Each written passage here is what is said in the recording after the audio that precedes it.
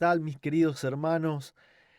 Bienvenidos a un nuevo video de esta serie. Me tomé un respiro porque estoy un poco emocionado. Estamos en los últimos 3 capítulos de esta serie y veo todo el camino por el cual el Señor nos ha acompañado juntos, recorriendo eh, este libro maravilloso que nos habló y que nos sigue hablando de la vida de nuestro Señor Jesús aquí en la tierra, de su compañía aún hoy, su compañía invisible, y todas las lecciones que nos ha dejado y que tenemos que hacer carne en nuestras vidas. Y, y les agradezco de corazón haberme acompañado en esta tarea que en un principio parecía monumental. Eran 87 videos que, que bueno, llevamos o desarrollamos a lo largo de varios meses. Ya perdí la cuenta hace cuánto que empezamos, pero siempre fue una forma de poder estar conectados con ustedes, de tener una responsabilidad para poder acercarme a ustedes y por supuesto para siempre estar también en compañía del Salvador. Los invito a que podamos analizar el capítulo que hoy nos toca, que es el número 85, ¿sí? 85 de 87. Se titula De nuevo a orillas del mar. Ya estamos en el contexto de después de la resurrección de Cristo. Él los había citado a encontrarse en Galilea, pero recordamos que ellos estaban en Jerusalén y todo lo que transcurrió con Cristo, su muerte y su resurrección, había sido durante la fiesta de la Pascua, ¿no es cierto? Los panes sin levadura. Y esta fiesta duraba 7 días, ¿sí? Contando Pesach serían 8, pero 7 días los panes sin levadura. Y era como de mala educación y una afrenta hacia las autoridades irse antes de que la fiesta terminara. Entonces ellos decidieron, decidieron quedarse hasta el final de la fiesta y allí ir con gozo a Galilea, ¿no es cierto?, a encontrarse con Jesús. Dice que, bueno, 7 de ellos iban juntos por el camino y, y los describe, ¿no es cierto? Humildes, con ropa de pescadores, pero si bien no habían estudiado en la escuela de los rabinos, habían estado 3 años y medio con el maestro de los maestros y esto los había cambiado muchísimo. Se notaba mucho la diferencia entre los brutos, toscos, violentos, mal hablados, pescadores que se habían acercado a Jesús a un comienzo y ahora se los describe como agentes elevados, inteligentes y refinados, capaces de conducir a los hombres al conocimiento de la verdad. Mientras estaban llegando a Galilea, empezaron a recordar, ¿no es cierto?, todos los recuerdos que les traía el haber estado con Cristo allí, ¿no es cierto? Galilea, Capernaum, era donde había transcurrido la mayoría del ministerio de Cristo. Y, y conversaban entre ellos, ¿no?, de todo lo que habían vivido. Y en esa noche agradable, Pedro, que todavía amaba el hecho de salir a pescar, les propone el poder subirse a los botes y ya que necesitaban el alimento y demás, poder pasar esa noche pescando y conversando sobre su maestro. Y si bien no pescaron nada, recordaban, ¿no es cierto? Recordaban todos los milagros que había hecho Jesús, miraban esa playa donde había alimentado a los 5000, donde había calmado la tempestad cuando pensaban que iban a morir, ¿no es cierto? Pero mientras todo esto sucedía, vamos a leer esta cita textual, dice, mientras tanto, un observador solitario, invisible, los seguía con los ojos desde la orilla. Al fin amaneció. El barco estaba cerca de la orilla y los discípulos vieron de pie sobre la playa a un extraño que los recibió con la pregunta, «Mozos, ¿tenéis algo de comer?». Cuando contestaron no, él les dice: echad la red a la mano derecha del barco y hallaréis.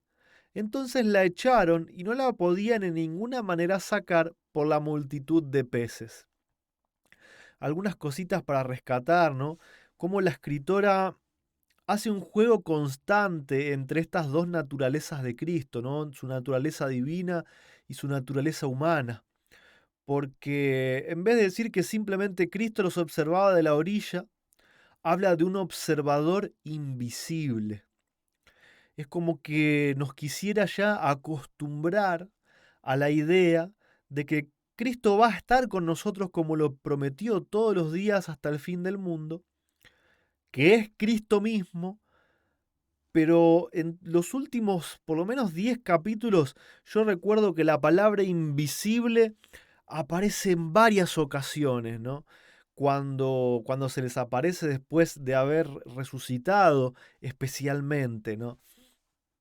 Y es como que deja este mensaje, ¿no? Cristo mismo, pero de forma invisible, pero Cristo mismo. Y eso es un mensaje muy, pero muy importante también desde lo doctrinal y desde la esperanza que nos da a nosotros contar con la presencia misma de Cristo, ¿no es cierto? Y por otro lado, esta instrucción de echar las redes al otro lado del barco les hace acordar a los discípulos algo que ya habían vivido.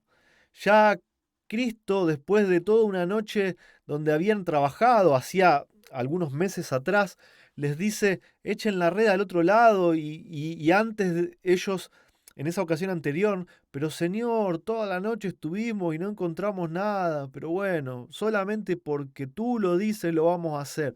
Fíjense cómo cambia la actitud, ¿no es cierto? Ahora este extraño les dice: echad a la mano derecha, y lo hicieron. Y nos dice que Juan reconoció al extraño y le dijo a Pedro: el Señor es. Pedro se regocijó de tal manera que en su apresuramiento se echó al agua y pronto estuvo al lado de su maestro. No esperó, ¿no es cierto? No esperó llegar con el barco, se tiró de cabeza al agua y se fue nadando hacia donde estaba Jesús. Los otros discípulos vinieron en el barco arrastrando la red llena de peces, y como descendieron a tierra, vieron ascuas o llamas, ¿no es cierto?, un fuego hecho, y un pez encima de ellos y pan. Dice que estaban tan asombrados que ni preguntaron de dónde salió el pescado, el fuego. Estaban, ¿cómo se dice?, congelados, ¿no es cierto?, viendo a Jesús. Era lo único que les importaba. Y bueno, después de hacer el trabajo, ¿no es cierto?, de traer los peces, dice que Jesús repartió la comida entre ellos y los invitó a comer.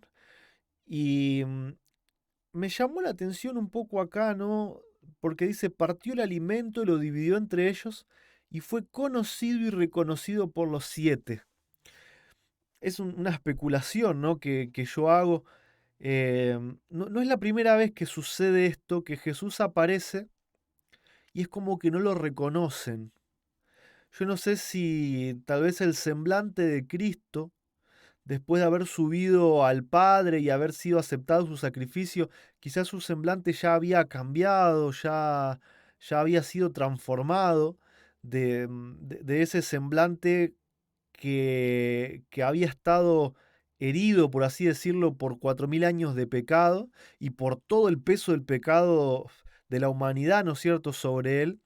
Por algo no lo reconocían inmediatamente, y la sierva hace ahora una alusión, ¿no?, a que cuando partió el alimento y lo dividió fue conocido y reconocido.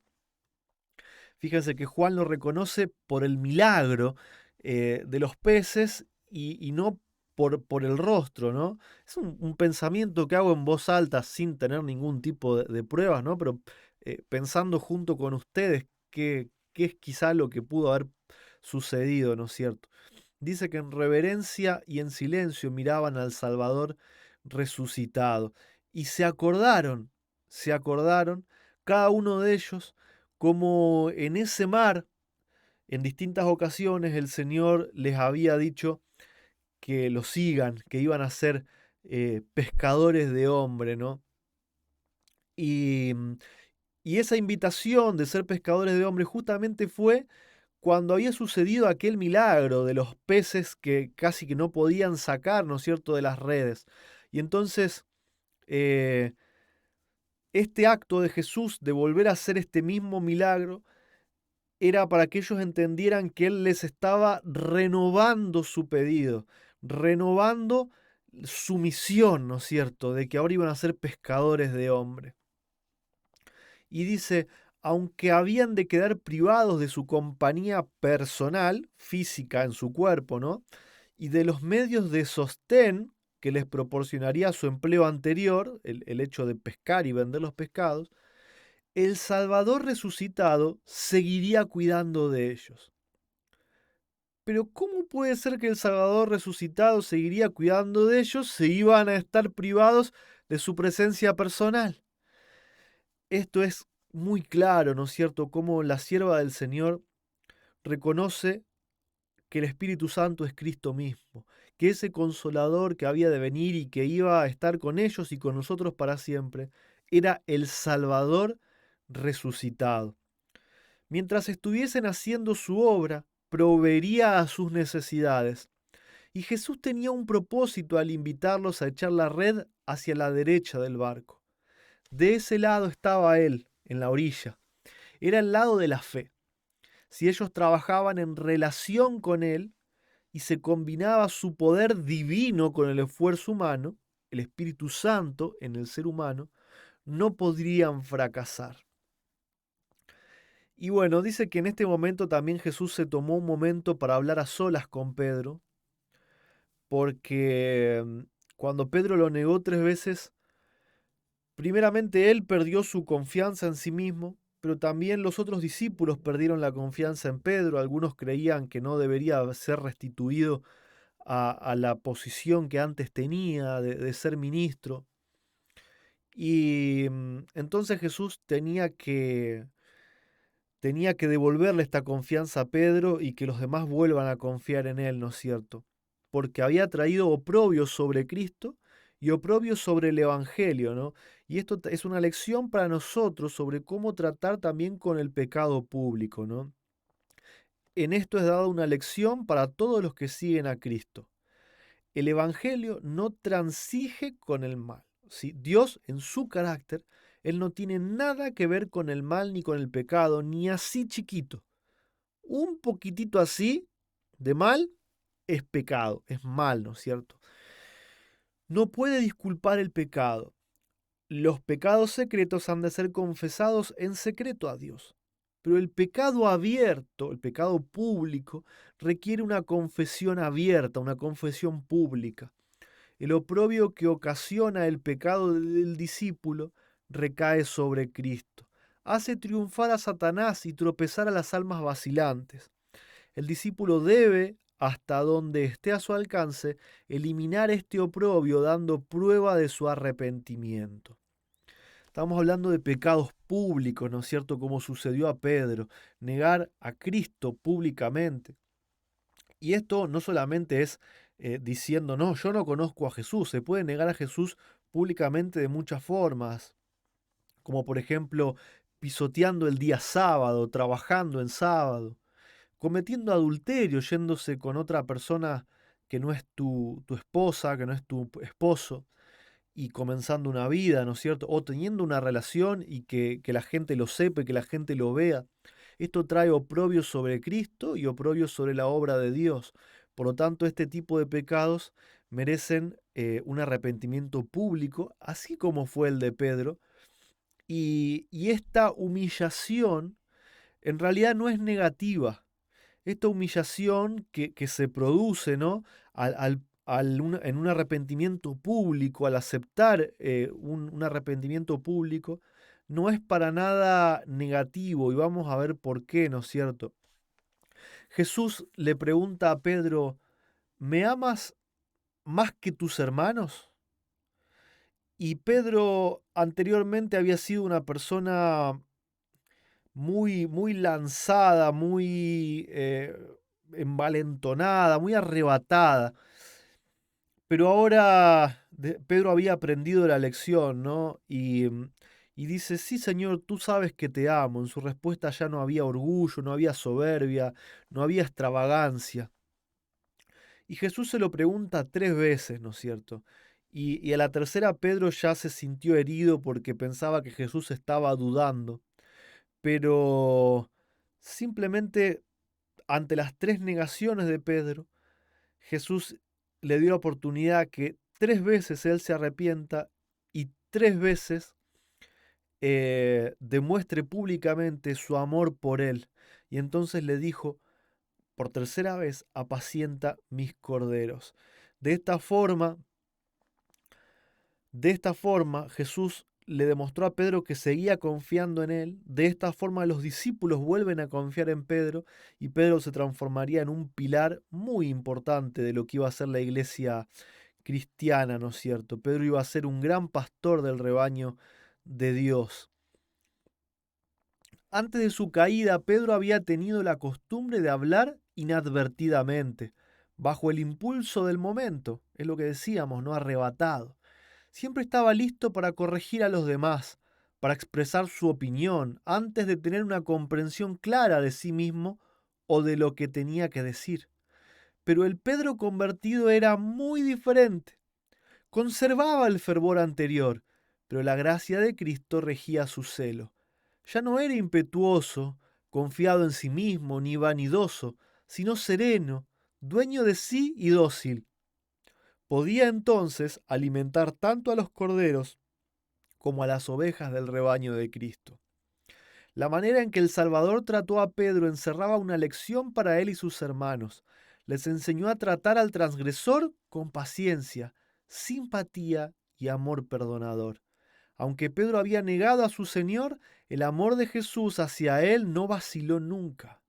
Un amor tal debería sentir el subpastor, subpastor. ¿Por qué subpastor? Porque el pastor es Cristo. Y el subpastor vendría a ser como el ayudante del pastor, ¿no? Un amor tal debía sentir el subpastor por las ovejas y los corderos confiados a su cuidado. Recordando su propia debilidad y fracaso, Pedro debía tratar con su rebaño tan tiernamente como Cristo le había tratado a él. Y esto lo marqué en verde porque me trae a la mente el carácter de Dios, ¿no? Primero, cómo Dios no transige con el pecado, cómo no tiene nada que ver con el mal, pero que no demuestra una actitud de un Dios castigador y vengativo, sino que tiene paciencia, simpatía y amor perdonador, que está ahí listo para levantarnos, ¿no es cierto? El amor de Jesús hacia Él no vaciló nunca. Y se nos pide que nosotros repliquemos el carácter de Dios al tratar a nuestros hermanos más débiles o más nuevos en la fe, ¿no es cierto? Eso es lo que se nos pide a nosotros, así como se le pidió a Pedro. Y esa pregunta que Jesús le había dicho, ¿me amas? Esa fue la condición que Jesús le puso a Pedro para que fuese un ministro de su pueblo, ¿no es cierto? Amar a Dios. Se puede tener toda la preparación, estudio universitario, influencia, saber la Biblia de memoria, pero si no hay un amor real por Cristo, si no se comprende verdaderamente que Cristo tiene que vivir en nosotros y no otra persona, no se puede ser ministro de Dios. No se puede ser ministro de Dios, porque podemos tener como los discípulos a las personas menos preparadas y más brutas como lo eran ellos, pero si Cristo está en ellos, pasan a ser los ministros más preparados y más expertos de esta tierra, porque aman a Cristo y porque Cristo vive en ellos, ¿no es cierto? Es la diferencia entre un verdadero ministro y alguien que estudió una carrera universitaria. Jesús se lo llevó a Pedro a caminar un poco más porque tenía algunas lecciones que darle y incluso le cuenta el futuro, le cuenta qué es lo que le esperaba a Pedro. Le cuenta incluso hasta cómo a Pedro había de morir. Y Pedro no quedó desalentado por la revelación, estaba dispuesto a sufrir cualquier muerte por su Señor. Y acá se nos relata lo siguiente, ¿no? Hasta entonces Pedro había conocido a Cristo según la carne, como muchos le conocen ahora, pero ya no quería quedar así limitado. Conocer a Cristo solamente en la carne, o sea, el hecho de que Pedro conociera a Cristo en su cuerpo, es estar limitado. ¿Qué es ser completo? Conocer a Cristo en espíritu, conocer que Cristo mismo vive en nosotros en forma espiritual. Eso es dejar de estar limitado. Ya no le conocía como le había conocido en su trato con él en forma humana. En su trato en forma humana. Ahora le conocía en su forma divina, ¿no es cierto? Le había amado como hombre, como maestro enviado del cielo. Ahora le amaba como Dios.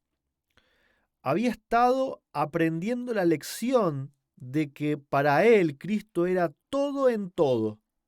Ahora estaba preparado para participar de la misión de sacrificio de su Señor. Cuando por fin fue llevado a la cruz, Pedro, fue petición suya ser crucificado con la cabeza hacia abajo.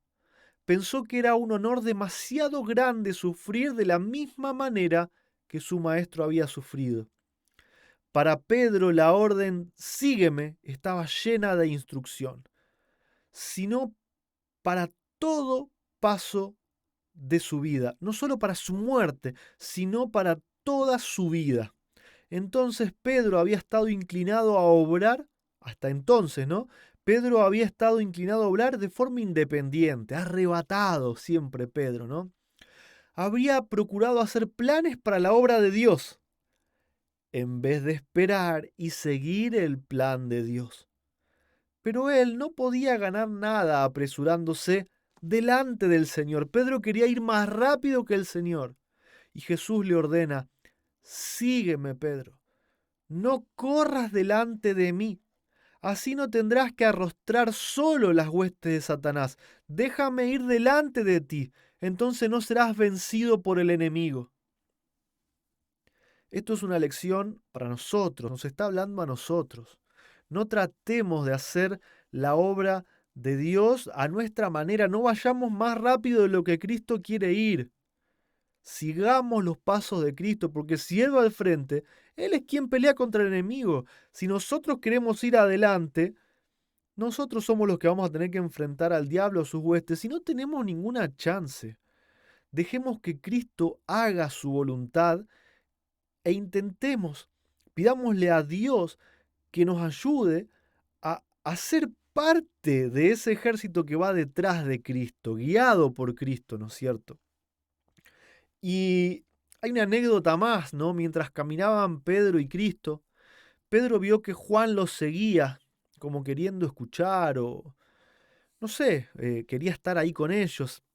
Y entonces Pedro lo mira a Jesús y le dice, ¿y qué con este? ¿Qué va a ser de su futuro? Ya me dijiste el mío, pero quiero saber ahora con él, ¿qué va a pasar? Jesús, en otras palabras, le dijo, Pedro, ¿qué te importa? ¿Qué te importa, Pedro? Preocúpate por lo tuyo. Se lo dijo bien, ¿no es cierto? Fíjense que dice, si quiero que él quede hasta que yo venga, ¿a ti qué? Esas fueron las palabras de Jesús, ¿no es cierto? Y no le estaba diciendo que Juan iba a quedar vivo hasta la segunda venida, ¿no? Sino que no importa lo que a Juan le pasara, no importa lo que a los otros discípulos les pasara, Pedro tenía que mirar por él, de ser fiel él, de hacer el trabajo que Cristo le estaba pidiendo él. ¿Cuántos son hoy semejantes a Pedro? Se interesan en los asuntos de los demás y anhelan conocer su deber mientras que están en peligro de descuidar el propio. Nos incumbe mirar a Cristo y seguirle. Veremos errores en la vida de los demás y defectos en su carácter.